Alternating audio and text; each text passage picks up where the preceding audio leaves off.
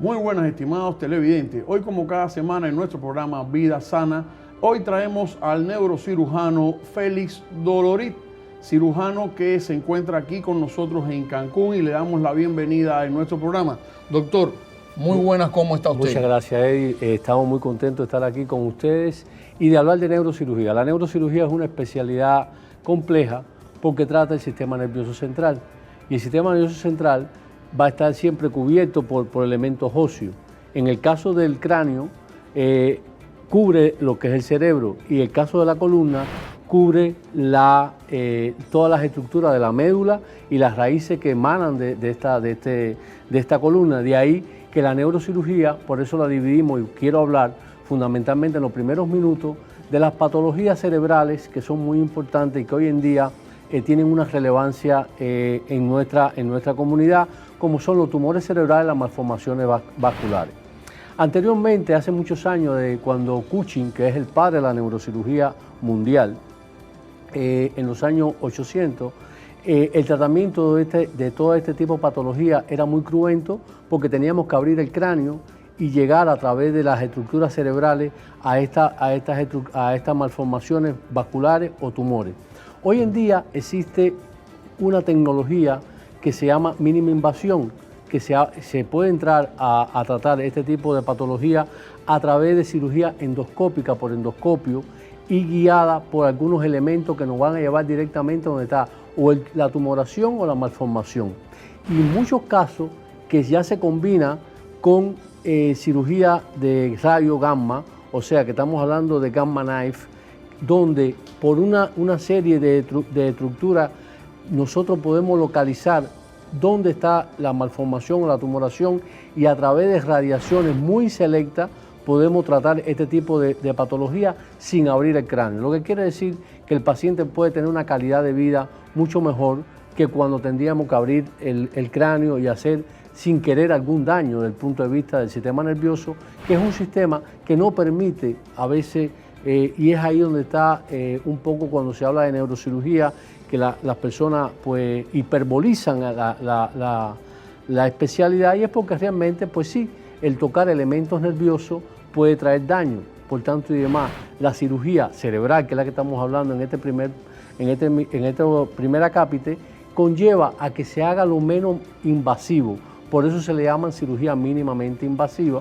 O sea, que los adelantos científicos técnicos, en este caso de que usted me está hablando, permite hoy en día tener para el paciente menos riesgos de tener alguna secuela producida por una cirugía Exactamente, en el cerebro. Exactamente. Tenemos que pensar, como usted mismo dice, Eddie, ya el paciente tiene un problema, tiene un tumor cerebral.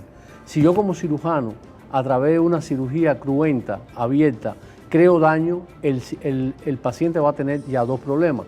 Por tanto y demás, la tecnología ha ido hacia la mínima invasión. Y la mínima invasión está dado en que, además, con elementos como el microscopio, nosotros podemos ver y no tocar estructuras nerviosas importantes y poder hacer exéresis, o sea, retirar, para que el radioyente o el televidente me pueda entender, retirar estas lesiones, tanto tumorales como vasculares, por decir de alguna forma, sin tener que tocar el tejido sano. Es ahí donde va la tecnología de la cirugía de cerebro. En cuanto a la cirugía de columna, la enfermedad degenerativa de la columna es una enfermedad muy frecuente. De hecho, el 80% de la población mundial va a padecer en algún momento de esta patología, ya sea una lumbalgia, sea de la parte lumbar, o una ciatalgia sea de la parte cervical.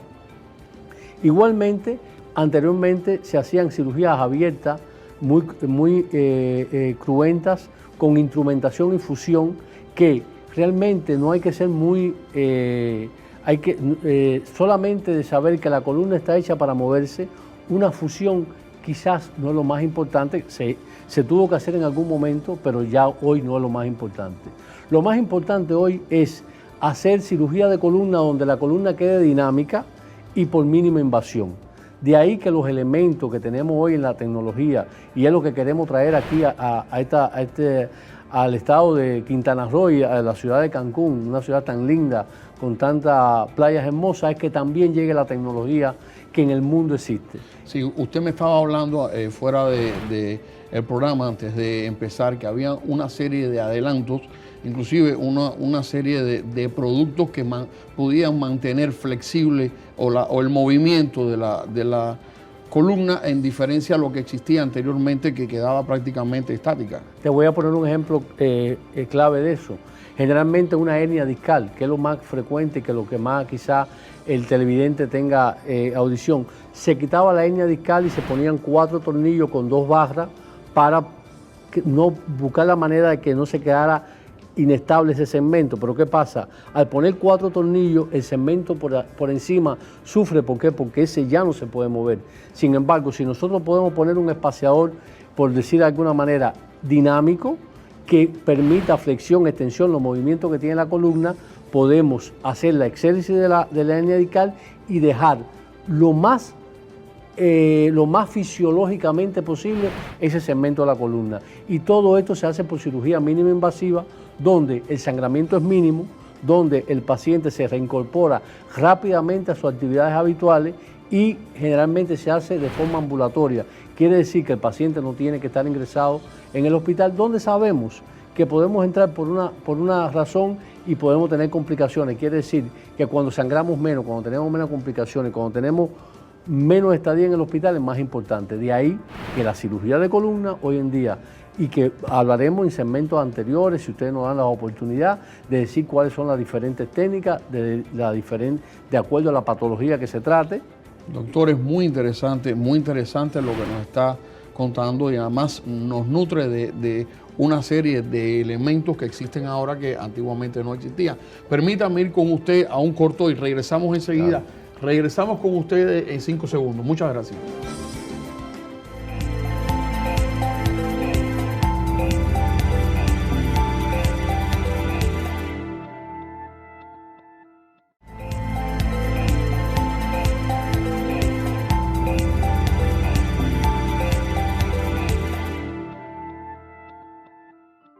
Estimados televidentes, regresamos en nuestro segmento de Vida Sana con el doctor Félix Dolorit y seguimos hablando de la neurocirugía y de las enfermedades o patologías del cerebro y la columna. Por favor, doctor, ¿nos estaba explicando usted? Sí, le explicaba un ejemplo en el segmento anterior, la frecuencia. Sin embargo, hay que hablar también de la antigüedad de la enfermedad, un ejemplo degenerativa lumbar o de la columna. Y yo siempre digo en mi conferencia, cuando hablo sobre esto, que el hombre, esto es tan antiguo como la decisión del hombre de la posición erguida. Un ejemplo, los cuadrúpedos que caminan en 4 patas no van a tener nunca problema en la columna. Sin embargo, lo que tienen cuando caminamos en la forma bípeda, vamos a tener problema en la columna. ¿Y dónde empieza la degeneración de la columna? En el disco intervertebral. ¿Qué es el disco intervertebral? Yo siempre explico porque a veces cuando estamos hablando creemos que toda la audición va a tener el conocimiento y no es así. Eso es importante, sí. El disco es algo que es como una cámara de carro que va entre cuerpo vertebral y cuerpo vertebral.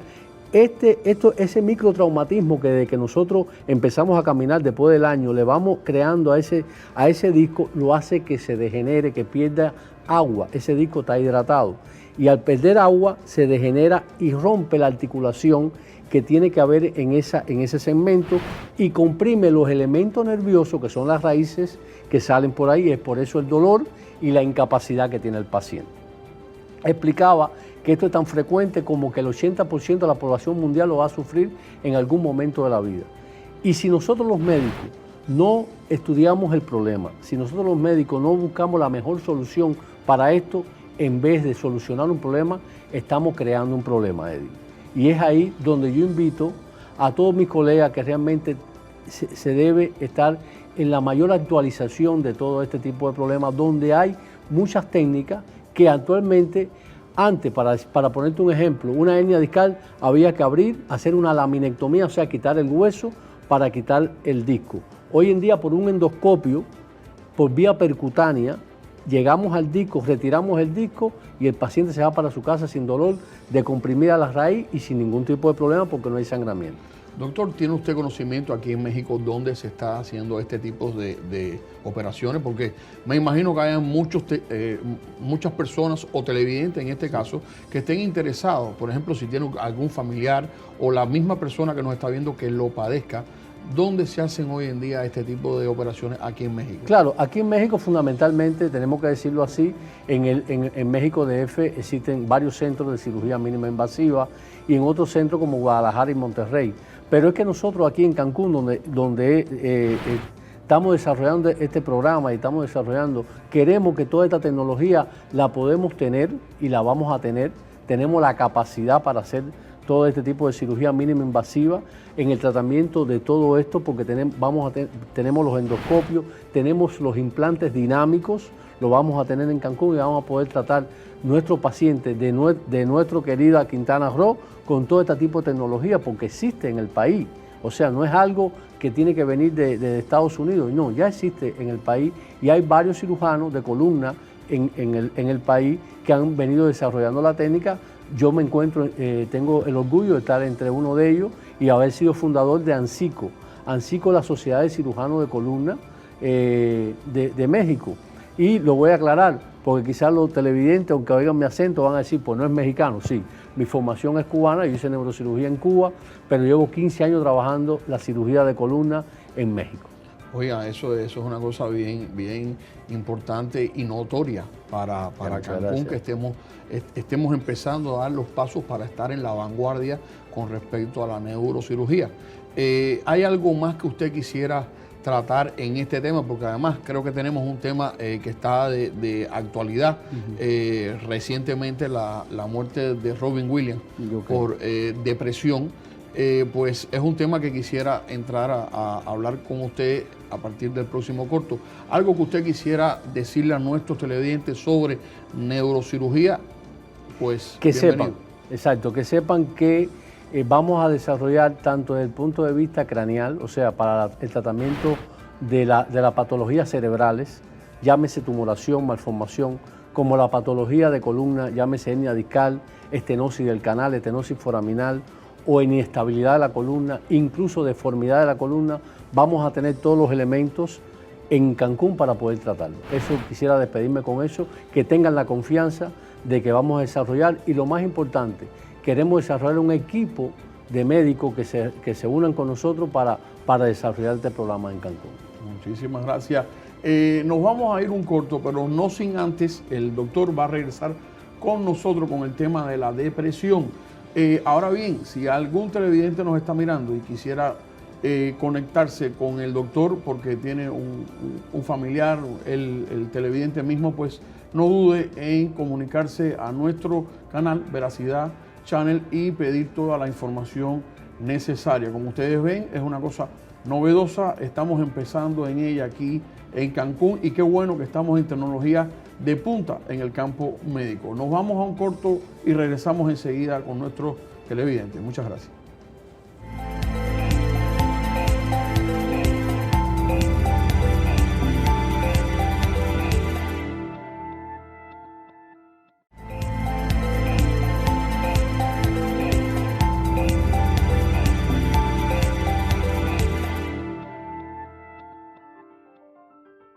Estimados televidentes, regresamos con el doctor Félix Dolorit, neurocirujano, y nuestras conversaciones con respecto, primero hablamos el tema de todo lo referente a las patologías tanto de cerebro, tumorales, como de columna, espalda.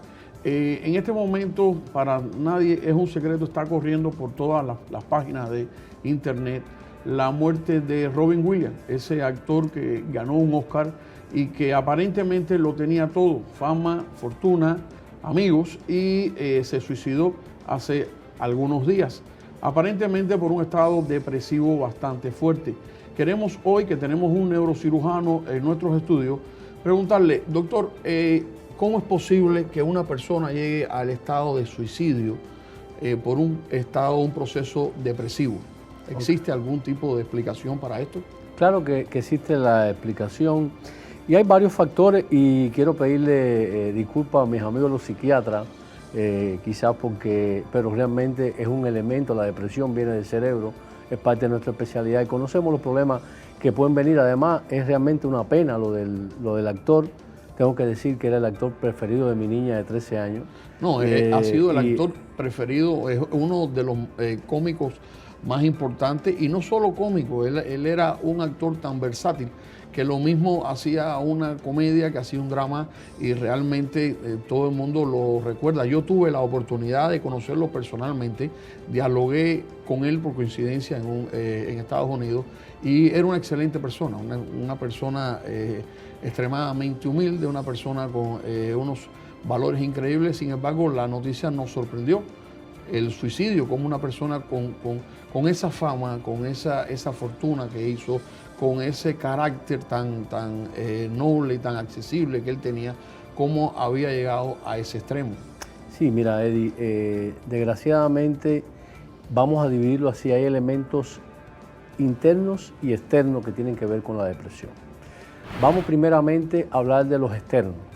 En cuanto a los externos, incluso va a tener que influir mucho, y aunque parezca mentira, desde que nuestra madre y nos concibe en el útero, elementos de cómo se comporte ese embarazo puede tener repercusión en que un niño al nacer sea un poco más interactivo o menos interactivo, que sea más, que vaya más a lo depresivo que a lo no depresivo, ¿no? De ahí viene la niñez, cómo se va desarrollando la niñez de un niño y cómo va interactuando en su medio ambiente. El medio ambiente a veces en los niños es hostil en cuanto a que se burlan o no se pueden burlar de él. Todas estas cosas hacen que el niño se vaya deprimiendo. Es importante también el aspecto físico. La persona tiene que estar bien con él mismo. Un niño puede caer en depresión, o un adolescente puede caer en depresión cuando vemos que elementos, y estamos hablando de elementos externos, un ejemplo es un poco más gordito, o se le está cayendo el pelo, o tiene las orejas grandes. O tiene las orejas grandes, y se va entrando en ese mundo de la depresión donde no está contento con él mismo. Eso seguimos con los elementos externos. Hay otras cosas que tienen que ver con los elementos externos, y tenemos que decirlo: la drogadicción, el abuso de alcohol, el abuso de drogas, que he oído parte de la noticia, creo que no lo conocía, tengo que decirlo que no lo conocía.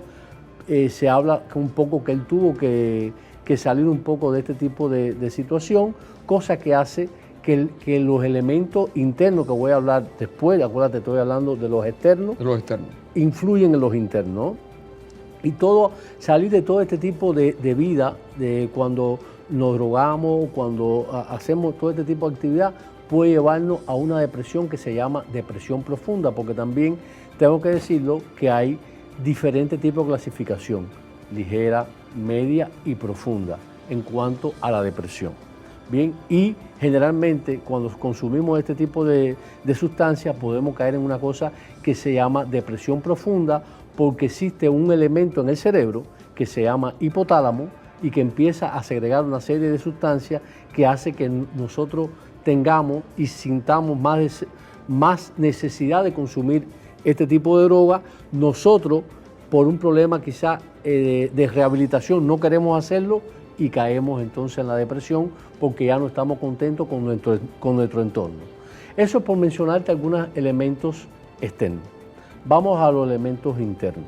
Los elementos internos también tienen que ver desde la formación del niño, porque hay elementos, catecolaminas, por decirlo algunas cosas, algunas sustancias que se generan en el cerebro que tienden a la depresión en una persona más que en otra. ¿Por qué? Porque realmente podemos decir, bueno, ¿y por qué este se deprime y el otro no se deprime? Uno nace y puede nacer con una predisposición a la depresión.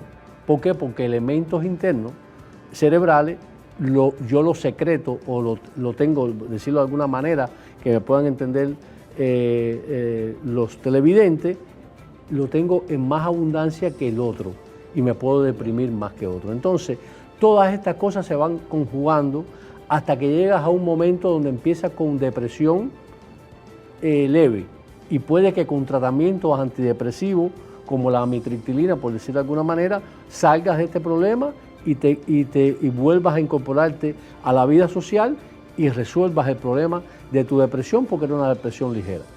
Ya.